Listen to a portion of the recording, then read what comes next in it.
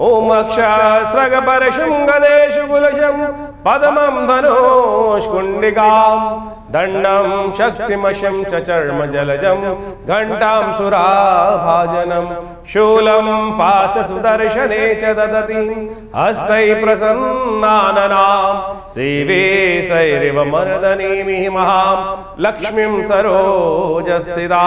नमस्कार, स्वागत है आपका आचार्य वाणी में। मैं आचार्य डॉक्टर विक्रमादित्य आपके साथ हूँ। कुंभ राशि वालों की 29 तारीख मंगलवार की और इस दिन से सुंदर दीपावली का उत्सव भी आरंभ हो रहा है और कार्यक्रम के अंत में हमने बहुत अच्छे से इन सब चीज़ों को लेने का प्रयास करेंगे कि आपको पूरी दिवाली का पूजन किस प्रकार से करना है वो भी हम आपको बताएं। ग्रह नक्षत्रों को पहले समझ लीजिए। 29 तारीख मंगलवार और द्वादशी तिथि उदया तिथि है। इस दिन गोवत्स द्वादशी है और साथ साथ शाम के समय प्रदोष काल में त्रयोदशी आने के कारण से भौम प्रदोष का योग एक बार फिर बन गया है। 15 दिनों में दोबारा भौम प्रदोष का योग देखिए बड़ा सुंदर है। मंगल कमजोर अवस्था में चल रहे हैं, मंगल बहुत कमजोर अवस्था में चल रहे हैं और भौम प्रदोष का योग देव कृपा से सुंदर बना है। इसका लाभ लेने का प्रयास करना चाहिए। मंगल जब कमजोर हो जाते हैं ना, और आपकी राशि के दृष्टिकोण से समझे कि मंगल विशेष तौर पर आपके पराक्रम भाव के मालिक है और राज्य भाव के मालिक हैं, सफलता के मालिक हैं, और वो कमजोर अवस्था में होकर जिस प्रकार से योग बना रहे हैं वो ठीक नहीं है। छोटी छोटी बातों में बच्चों की तरह हिम्मत हारने के योग आपकी राशि में बनते दिखाई दे रहे हैं। कई बार होता है कि लगता है कि स्थितियां बहुत, पानी बिल्कुल सिर से ऊपर निकल गया है और अब शायद पार होने के योग बनेंगे। अरे हिम्मत हो ना तो कहीं भी किसी भी स्थिति से व्यक्ति बाहर निकल के आ सकता है। समझे, भगवान पर आराधना करने का आपको प्रयास करें। गोवत्स द्वादशी है इस दिन। गौ के वत्स, गाय का बछड़ा जो होता है उसका पूजन करने की सुंदर तिथि है। कोशिश करें इसमें जो सुंदर हो सकता है उपाय करने का प्रयास करें। इस दिन बुध भी परिवर्तन की तरफ जा रहे हैं। बुध वृश्चिक राशि में प्रवेश करेंगे और ये बुध का योग शुक्र के साथ जिस प्रकार का बनना दिखाई दे रहा है, ये आपको चीज़ों को थोड़ी सी मेहनत कर आप चीज़ों को अपने फेवर में करने की स्थिति बनाएंगे। साथ गज केसरी योग भी चल रहा है और बुध भी शुक्र के साथ परिवर्तन होकर केंद्र में आपकी राशि के अनुसार से आ रहे हैं, तो दोनों कहीं ना कहीं अच्छे योग बना रहे हैं। इस दिन यम दीप दान करने का विधान है। कहा जाता है कि इस दिन यम के निमित्त जो दीप दान कर देता है शाम के समय, क्योंकि त्रयोदशी शाम के समय विद्यमान हो जाएगी, अगले दिन नहीं मिलेगी। वैसे हम आखिरी में इसके पूरे बताने वाले हैं आपको, लेकिन क्योंकि तिथि है इसमें बता देते हैं कि उपाय आज का सबसे श्रेष्ठ उपाय जो है, शाम के समय सूर्यास्त के उपरांत एक चतुर्मुहा दीपक आटे का बनाकर अपने पितरों के निमित्त दक्षिण की दिशा पे रखते हुए उनका ध्यान करते हुए उनके निमित्त प्रणाम करें, तर्पण इत्यादि करें, उनके निमित्त इस दीपक को प्रज्वलित करने, एक अन्न की ढेरी बना के यमाय नमः और इस मंत्र का उच्चारण करते हैं यमाय नमः, एक अवश्य दीपक जला के उनके में ध्यान करते हुए कार्य करने का प्रयास करें। इसके साथ साथ अगले दिन सुबह भी एक उपाय किया जाता है, क्योंकि इस बार त्रयोदशी उदय तिथि रहेगी तो उसके अगले दिन आप कर सकते हैं यम 1-2 दीपक और जलाने हैं, वो भी हम आपको बताएंगे। पहले हम बात कर लेते हैं 30 तारीख के दिन ग्रह नक्षत्रों का योग किस प्रकार से। बुधवार का अवसर है और उस दिन साथ साथ त्रयोदशी तिथि है, जिसको खासतौर पर कहा जाता है धनतेरस।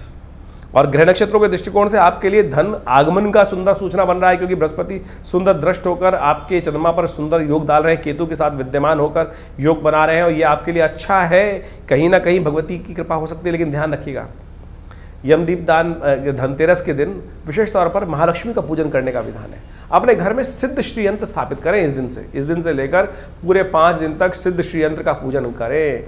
बर्तन लाने का उपसर माना जाता है और आज की तारीख में, पहले ज़माने में क्या होता था, बर्तन बनते थे चांदी के, सोने का घर में लाने का विधान बनाया जाता है। साथ साथ विधान बनाया जाता है कि घर में रिद्धि सिद्धि आए।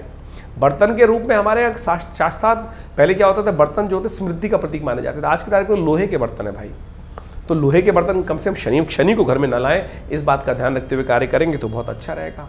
भगवान विष्णु का पूजन करें और उनका पूजन करके सुंदर रूप से आरोग्यता प्राप्त करने का अवसर प्रदान आपके लिए रहेगा, क्योंकि सेहत के लिए थोड़ा सा, सब कुछ होते हुए भी सेहत के लिए थोड़ा दिन भारी चल रहे हैं, ध्यान रखने की ज़रूरत है। हो सके तो इस शुभ दिवस पर अपने स्वास्थ्य के निमित्त अन्न का दान करने का आपको प्रयास करना चाहिए, वो आपके लिए अच्छा रहेगा। भगवान धन्वंतरि का पूजन भी करना चाहिए। और साथ साथ 31 तारीख की हम बात करें तो उस दिन गुरुवार का अवसर है। ग्रह नक्षत्रों के दृष्टिकोण से चतुर्दशी तिथि उदया तिथि के रूप में विद्यमान है और ग्रह नक्षत्रों का परिवर्तन होकर आपके लिए धर्म भाव का उदय होने का योग बनेगा। चंद्रमा परिवर्तन करके करीब 11:15 बजे के आसपास तुला राशि में प्रवेश करेंगे और ये आपके लिए सुंदर रहेगा। धर्म का उदय करने का योग बनेगा, धर्म में आस्था जाएगी। हनुमान जयंती भी है इस दिन और बृहस्पति वीरवार के दिन हनुमान जयंती का सुंदर योग बन रहा है। साथ साथ नरका चतुर्दशी का भी सुंदर योग बन रहा है और इस दिन विशेष तौर पर एक प्रयोग अवश्य करना चाहिए। इस दिन सुबह सूर्योदय से पहले स्नान करना चाहिए और एक आपामार्ग का पेड़ का पत्ता, छोटी सी बूटी होती है जिसको चिड़चिटा बोला जाता है, उसको रात को ही उखाड़ के रख लेना चाहिए और अपने सिर से वार कर स्नान इत्यादि करने के उपरांत उपटन लगाकर तिल का तेल से स्नान करना चाहिए। यम के निमित्त जो विशेष तौर पर 14 मंत्रों के द्वारा तर्पण करने का विधि है वो अवश्य करना चाहिए स्नान के उपरांत। और उसके बाद यम के पुत्रों के निमित्त 2 दीपक घर के बाहर जलाने चाहिए और उसके बाद यम का पूजन करने के बाद फिर भगवान हनुमान जी की उपासना करनी चाहिए और साथ साथ भगवान विष्णु की उपासना करनी चाहिए। ये सब शास्त्र में वर्णित उपाय हैं और दीपावली के संबंध में भी बता देते हैं। वैसे तो हम दीपावली के संबंध में बहुत सारी भ्रांति इस समय में उत्पन्न हो रही है कि दिवाली कब मनाई जाए। दीपावली का सुंदर पर्व 1 तारीख का रहेगा। दीपावली का सुंदर पर्व 1 तारीख का शास्त्र के दृष्टिकोण से रहना चाहिए। दीपावली के संबंध में आजकल बहुत सारे वीडियोस में लोगों ने कुछ भ्रांति उत्पन्न करने का प्रयास किया है। कहा गया है कि दीपावली जो है वो रात्रि में अमावस्या होनी चाहिए तब दीपावली मनाई जाती है। और इस बार हो क्या रहा है, ग्रह नक्षत्रों के दृष्टिकोण से हमें समझना चाहिए कि जो ग्रह नक्षत्रों का योग जो है, अमावस्या जो है वो विशेष तौर पर 1 तारीख की हम गणना करें तो शाम को करीब करीब 6:15 बजे के आसपास तक है। और दिल्ली में हम सूर्यास्त की बात कर रहे हैं तो करीब करीब सूर्यास्त जो हो रहे हैं 5:30 बजे के आसपास हो रहे हैं। तो ऐसे में प्रदोष काल में सुंदर, शास्त्र कहता है कि प्रदोष काल में यदि अमावस्या मिल जाए तो वही श्रेष्ठ काल है भगवती महालक्ष्मी का पूजन करने के लिए। जो लोग भ्रांति उत्पन्न करने का प्रयास करें रात्रि में, प्रदोष काल रात्रि ही का ही प्रथम पहर मान लिया जाता है, तो उसमें रात्रि में अमावस्या मिल रही है, उदय तिथि अमावस्या मिल रही है, तो औचित्य ही नहीं है कि आप 31 तारीख को दीपावली मनाएं। ऐसा कोई शास्त्र में वर्णन नहीं है। कुछ लोग भ्रांति उत्पन्न करने का प्रयास कर रहे हैं और वो कह रहे हैं प्रदोष काल में हम उस दिन पहले ही मिल जाएगा। उदय तिथि मिल रही है और प्रदोष काल में जा रही है 1 तारीख को अमावस्या, तो फिर किस बात का? स्वाति नक्षत्र भी जो विद्यमान है वो रात्रि में मिल रहा है, तो फिर क्यों विशेष तौर पर हम भ्रांति में फंसे? कुछ लोग तथाकथित तौर पर ज्योतिष को गलत रूप से उपस्थित करने का प्रयास कर रहे हैं। शास्त्र में वर्णित है प्रदोष काल में जिस दिन अमावस्या शुद्ध रूप से विद्यमान है और धर्म सिंधु, निर्णय सिंधु इत्यादि में इस बात को प्रतिपादित किया गया है, तो आप इस बात का ध्यान रखते हुए कार्य करें। कुछ लोग जबरदस्ती धर्म के प्रति भ्रम उत्पन्न करने का प्रयास करते हैं। 1 तारीख को ही दीपावली का सुंदर पर्व रहेगा, उसको इसी प्रकार से मनाने का प्रयास करेंगे तो बहुत सुंदर रहेगा। महालक्ष्मी की सुंदर पूजन 1 तारीख को ही रहेगा। तो अभी आपने दिन पर दिन किस प्रकार के ग्रह योग बनेंगे उसको समझा। अब ये समझ लीजिए कार्तिक का महीना यह बड़ा अद्भुत महीना है। कार्तिक के महीने में कहा जाता है भगवान विष्णु के निमित्त जो अनेक आराधनाएं की जाती हैं वो समस्त प्रकार के कार्तिक महात्म्य में बताया गया है, समस्त प्रकार के मनोरथों को सिद्ध करती हैं। कार्तिक का महीना उत्सवों का महीना है और देवउठनी एकादशी भी इसी महीने में आती है, तो इसलिए इस पूरे मास में भगवान विष्णु की यथाशक्ति पूजन करने का हमें प्रयास करना चाहिए। दिवाली, अनेक प्रकार के उत्सव वो सब इसके अंदर आ ही रहे हैं। अहोई अष्टमी, करवा चौथ, ये सब के सब इसमें आए। अभी आपने सब इसके बारे में महत्व सुना। अभी आने वाले समय में विशेष तौर पर देवउठनी एकादशी, तुलसी पूजन, समस्त प्रकार के अद्भुत उत्सव इसमें आएंगे। देव दिवाली का भी सुंदर उत्सव भी इसी कार्तिक के महीने में आता है। तो ये कार्तिक के महीने में श्रद्धा के साथ भगवान विष्णु की पूजन, साथ साथ महालक्ष्मी के पूजन करने का जो शास्त्र में विधान है, ये छोटी छोटी परिपाटियाँ नहीं हैं, ये वास्तविक तौर पे हमारे जीवन से कष्टों को दूर करने के लिए अद्भुत जो मुहूर्त है, इसका हमको उपयोग करने का प्रयास करना चाहिए। हमने सिलसिलेवार तरीके से आपको समस्त दिनों के उत्सवों के संबंध में जो भ्रांतियाँ वो भी बताई, आपके भविष्य में किस प्रकार के सुंदर योग बन रहे हैं वो भी आपको समझना चाहिए।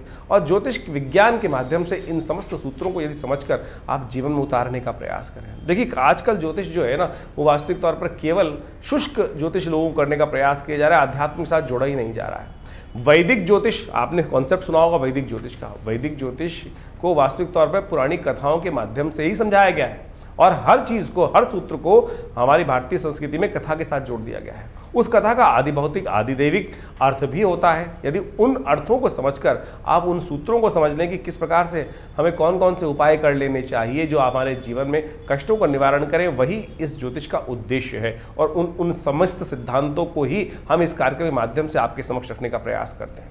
तो जो उपाय हमने बताए, चाहे वो दिवाली के उपाय हों, चाहे वो धनतेरस के उपाय हों, और धनतेरस के दिन विशेष तौर पर शास्त्र के दृष्टिकोण से जो हमने आपको बताया कि यमदीप दान का एक मुहूर्त बताया था आपको। दिवाली का ही मेन उत्सव है, उसको अच्छे समझ लें कि किस प्रकार की हमारे यहाँ दिवाली 1 दिन की या 2 दिन की दिवाली नहीं होती। आमतौर पे क्या होता है, छोटी दिवाली, बड़ी दिवाली एक भ्रांति के रूप में लोगों के मनोमस्तिष्क में आ जाती है, लेकिन दिवाली भारतीय संस्कृति में 5 दिन की मनाई जाती है, जो धनतेरस से आरंभ होती है और विशेष तौर पर जाती है भैया दूज तक। ये दिवाली का महापर्व है और दिवाली का महापर्व जो है मृत्यु के देवता से आरंभ होकर मृत्यु के देवता पे ही समाप्त होता है। धनतेरस के दिन यम दीपदान, यम पूजन करने का नियम बताया जाता है और अंतिम में यम द्वितीया के साथ ये मुहूर्त आरंभ होता है। यानी भारतीय संस्कृति में इस बात को समझें कि किसी भी चीज का भय नहीं है। यानी यम का मतलब मृत्यु के देवता, उनके भी पूजन करने का शास्त्र में नियम बताया गया है। और यदि आप यम दीप दान कर लें, कहा जाता है कि 1 वर्ष तक, यानी इस यम दीप दान से अगले यम दीप दान तक, यानी कार्तिक मास के जो कृष्ण पक्ष की त्रयोदशी से लेकर अगले वर्ष की त्रयोदशी, कृष्ण पक्ष की जो कार्तिक की त्रयोदशी तक अपमृत्यु होने के योग नहीं बनेंगे, केवल एक दीपदान यदि कर लिया जाए। सूत्र भी समझ लीजिए किस प्रकार से शास्त्र के अनुसार से उसको बताया गया है। शास्त्र के 29 तारीख को ये योग हमने जो बताया आपको, उस दिन यम दीपदान का सुंदर मुहूर्त बन रहा है और विशेष तौर पर 29 तारीख से ये आरंभ हो जाएगा, क्योंकि शाम के समय प्रदोष काल में उस दिन त्रयोदशी आ जाएगी, तो उस दिन से ये योग बन के आरंभ हो जाएगा। उस दिन से यदि आप इन उपायों को कर लें तो शास्त्र के दृष्टिकोण समझिएगा अद्भुत रूप से योग बन जाएगा। इस बार दीपावली का जो उत्सव है 29 तारीख से आरंभ हो रहा है। यम दीपदान से उसको करने का प्रयास करना चाहिए। उस दिन 29 तारीख की शाम के समय एक सूत्र समझ लें, एक अद्भुत रूप से क्या शास्त्र बताया गया है कि उस दिन एक दीपक, चौमुखा दीपक लेकर अपने घर के दक्षिण दिशा में उसको प्रज्वलित करना चाहिए यम के नाम पर। और विशेष तौर पर इसको प्रज्वलित करने के लिए यम दीप दान करने की जो व्यवस्था की जाती है, कहा जाता है कि इस दीप को यदि एक दिन उस दिन जला दिया जाए, अन्न की ढेरी बनाकर एक आटे का चौमुखा दीपक लेकर वहाँ पे यमाय नमः इस प्रकार के मंत्र का उच्चारण करते हुए यदि उस दीप को जला दें और उससे पहले उस दीप की आरती अपने पूर्वजों के निमित्त दक्षिण दिशा में दिखाकर अपने पितरों को दिखा दें, तो ये केवल एक दीपदान आपको 1 वर्ष तक किसी भी प्रकार की अपमृत्यु से, यानी अपमान के होने के योग, आपके नाम को खराब होने के योग, कैसे भी कष्ट हो उनसे रक्षा करने का ये अद्भुत रूप से उपाय शास्त्र बताया जाता है। तो ये अवश्य कर लेना चाहिए शास्त्र के दृष्टिकोण से। और इसके बाद अगले दिन धन्वंतरी भगवान का सुंदर पूजन रहेगा, जो 30 तारीख को रहेगा बुधवार के दिन। जिस प्रकार से हमने आपको बताया भगवान धन्वंतरी, भगवान धन्वंतरी कौन? आमतौर पे लोग इस उत्सव को कटोरी लाने का या बर्तन लाने का उत्सव मना लिया है। यम धन्वंतरी वास्तविक तौर पे अमृत कलश लेकर जो उपस्थित हुए उस सागर मंथन से वो देवता माने जाते हैं। धन्वंतरी आयुर के देवता है, आयुर अमृत को प्राप्त कराने वाले देवता है, उनका पूजन करने का शास्त्र में विधान है। और वास्तविक तौर पर यदि उनका पूजन रूप से किया जाता है, नहीं तो आज की तारीख में, पुराने ज़माने में धन का जो वास होता था वो बर्तनों में होता था, क्योंकि वो वास जो बर्तनों में होता है वो विशेष तौर पर या तो हमारे चांदी के बर्तन होते थे या विभिन्न समृद्धि के बर्तन होते। आज की तारीख में तो लोहे के बर्तन हैं। यदि उनको घर ला रहे हैं तो शनि को घर लाने का प्रयास कर रहे हैं। तो इसलिए इसको बर्तनों का उत्सव ना बनाएं, सुंदर रूप से शास्त्र के विधान के अनुसार से सुंदर उनका पूजन करके आरंभ करने का प्रयास करें तो बड़ा सुंदर रहेगा। उस दिन जो 30 तारीख को योग बन रहे हैं, त्रयोदशी उदया तिथि के रूप में विद्यमान रहेगी, सुंदर पूजन उनका करने का प्रयास करें तो अद्भुत रूप से आपके कल्याण के योग बनेंगे। भगवान धन्वंतरी का सुंदर पूजन करें। भगवान विष्णु के स्वरूप में उनका पूजन किया जाता है शास्त्र के दृष्टिकोण से, और वो आयुष को प्रदान करने वाला माना जाता है। 31 तारीख को छोटी दिवाली का भी पर्व है, जिसको कहा जाता है हनुमान जयंती। नरक चतुर्दशी का सुंदर योग पड़ रहा है। कहा जाता है इस दिन सुबह सुबह जब सूर्य उदय से पहले स्नान कर लेना चाहिए और अपने पूरे शरीर पर तेल का मर्दन करना चाहिए।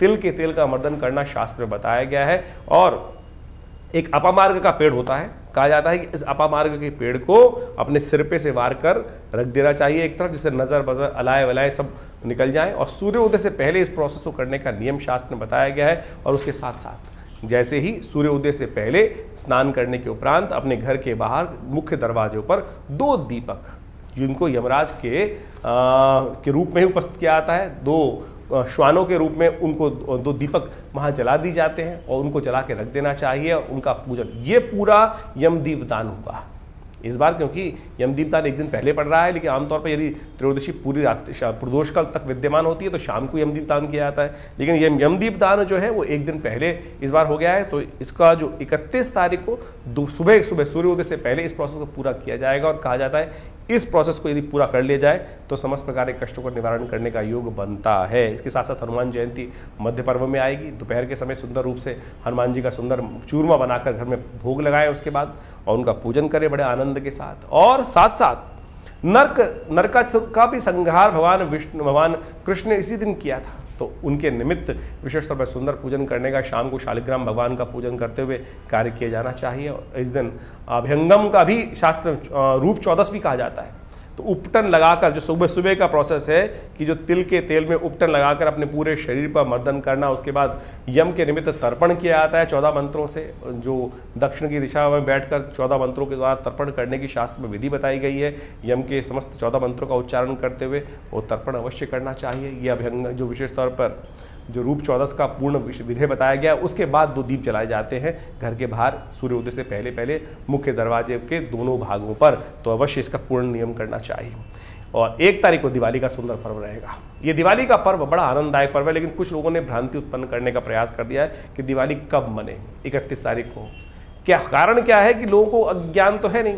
अब जो रात्रि के समय अमावस्या का प्रयोग करते हुए लोगों ने बहुत सारी भ्रांति उत्पन्न करने का प्रयास किया। देखिए 1 तारीख को सूर्योदय के साथ साथ प्रदोष तक, यानी करीब करीब शाम को 6:15 बजे तक आपको अमावस्या मिल रही है और प्रदोष काल प्रशस्त है। यदि प्रदोष काल के अंदर सुंदर योग बने तो उस दिन कोई दिक्कत नहीं है, उसका पूजन कर लेना चाहिए। तो शाम के समय यदि प्रदोष काल में जो अमावस्या आपको मिल रही है तो उसमें उसका पूजन किया जाए। 31 तारीख का दिवाली का कोई औचित्य बनता ही नहीं है, क्योंकि उस दिन दोपहर के बाद करीब करीब 3 बजे के आसपास अमावस्या आई और लोगों ने कई भ्रांति उत्पन्न करने का प्रयास कर दिया। स्वाति नक्षत्र भी आपको 1 तारीख को ही मिल रहा है और साथ साथ शाम के प्रदोष काल तक।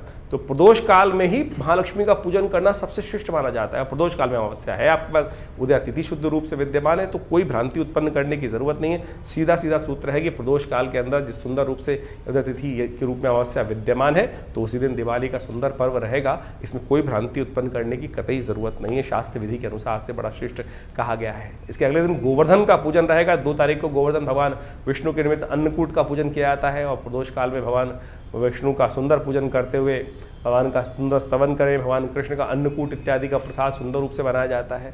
तो वो भी कार्यक्रम जो रहता है वो भी बड़ा अद्भुत रूप से शास्त्र के अंदर वर्णित है और ये सारे के सारे कर्म अवश्य करने का प्रयास करना चाहिए। एक बात और, ये गोवर्धन का जो दिन माना जाता है, जिसके अंदर प्रतिपदा के दिन ये योग बनाया जाता है, कार्तिक मास के शुक्ल पक्ष की प्रतिपदा के दिन, ये वो मुहूर्त है कि जिस दिन जैसा करोगे पूरे आने वाले 365 दिन तक वैसा आपके साथ होगा। और आप समझें कि आमतौर पे क्या होता है, लोग देर तक जागरण करते हैं, उसके सुबह देर में उठते हैं तो पूरा साल ही आलस्य में रहता है। तो इस दिन कम से कम सुबह जल्दी उठकर भगवान का सुंदर स्तवन करें, भगवान कृष्ण का स्मरण करें, समस्त प्रकार से कष्टों को दूर करने के लिए अन्नकूट इत्यादि का पूजन करें, भगवान पर विश्वास रखते हुए कार्य करें और गोवत्स गाय का पूजन करें। गो क्रीड़ा का भी शास्त्र में विधान बताया जाता है, भगवती का पूजन करने का शास्त्र में विधान बनाया जाता है। तो इन सब चीज़ों को करके सुंदर रूप से समय निकालने का प्रयास करेंगे तो बड़ा अच्छा रहेगा। आनंद भाव से रहें, गुस्से में ना रहें, आलस्य में ना रहें, क्योंकि ये जैसा हमने कहा 365 दिन तक वैसा ही होने के आपके साथ योग बनेंगे। आमतौर पे नए साल के दिन लोगों ने कह देते हैं रेजोल्यूशन पास कर लो, आज जो करोगे वैसा पूरे साल बनेगा। वो 1 जनवरी का नहीं है भाई मुहूर्त, तो वो विशेष तौर पर कार्तिक के शुक्ल पक्ष की प्रतिपदा के दिन का मुहूर्त है। तो इस दिन यानी गोवर्धन वाले दिन इस बार 2 नवंबर को योग पड़ रहा है, तो आनंद के साथ उस पर्व को मनाने का प्रयास करें। और साथ साथ इसके बाद दीपावली का अंतिम पर्व जो होता है वो होता है यम द्वितीया, भाई दूज का पर्व। कहा जाता है कि यमुना जी भगवती जो यमराज जी की बहन है, और इस दिन यमुना जी ने बड़े सत्कार के साथ यमराज जी को बुलाया था और कहा था कि कभी आप हमारे घर नहीं आते हैं। तो उस दिन यमराज जी ने कहा कि मैं अवश्य आऊँगा। और कहा जाता है शास्त्र के दृष्टिकोण से उस दिन अपने घर में भोजन नहीं करना चाहिए, बहन के घर जाकर ही भोजन करने का नियम है और बहन भाई की दीर्घायु के लिए उसको तिलक करती हैं। तो ये अवश्य नियम पालन करने का प्रयास करना चाहिए। भारतीय संस्कृति के अद्भुत पर्व हैं और इन सब मुहूर्तों के अंदर आपको कोशिश ये करनी चाहिए दीपावली पर्व के अंदर अपने घर में सिद्ध महालक्ष्मी का यंत्र स्थापित करें, साथ साथ दक्षिणावर्ती शंख स्थापित करने का प्रयास करें। ये महालक्ष्मी का साक्षात प्रतीक माना जाता है और महालक्ष्मी का साक्षात प्रतीक माना जाता है समस्त कष्टों को निवारण किया था। जब दिवाली का पूजन करें आप दीपावली के दिन, यानी जो इस बार दीपावली का जो 1 नवंबर को सुंदर पर्व पड़ रहा है, उस दिन पूजन के अंत में भगवती को कमल के पुष्पों की एक विशेष तौर पर शैया प्रदान की जाती है। और पूजन के अंत में यदि कमल के पुष्प नहीं मिल रहे हैं तो मखानों को ले सकते हैं आप, और मखानों को लेकर सुंदर तो एक प्लेट में रखकर उनके समक्ष उपस्थित करने का प्रयास करें। और महालक्ष्मी का पूजन विशेष तौर पर श्री सूक्त के मंत्रों से करेंगे तो बहुत श्रेष्ठ रहेगा। उस दिन यज्ञ इत्यादि करें, आनंद भाव से कार्य करने का प्रयास करें। ये एक सिद्ध मुहूर्त हैं ये सब के सब, तो अवश्य इन सब मुहूर्तों में सुंदर रूप से पूजन करते हुए कार्य करने का प्रयास करेंगे तो अद्भुत रूप से आपके जीवन में समस्त कष्टों का निवारण करने का योग बनेगा। सिद्ध महायंत्र, विशेष तौर पर महालक्ष्मी का सिद्ध यंत्र अवश्य स्थापित करना चाहिए महालक्ष्मी, और पूरे वर्ष उनकी पूजन करने की सुंदर व्यवस्था बनाने का प्रयास करना चाहिए। और ये समस्त प्रकार के आपके अनिष्टों को दूर करने का योग बनाती हैं ये सारी चीज़ें। और शंख दक्षिणावर्ती शंख इस दिन यदि घर में स्थापित करें तो कहा जाता है साक्षात महालक्ष्मी का प्रतीक माना जाते हैं ये सब निधियाँ। तो अवश्य शास्त्र के दृष्टिकोण से इन सुंदर मुहूर्तों का लाभ लेते हुए कार्य करने का प्रयास करें, बहुत आनंद रहेगा।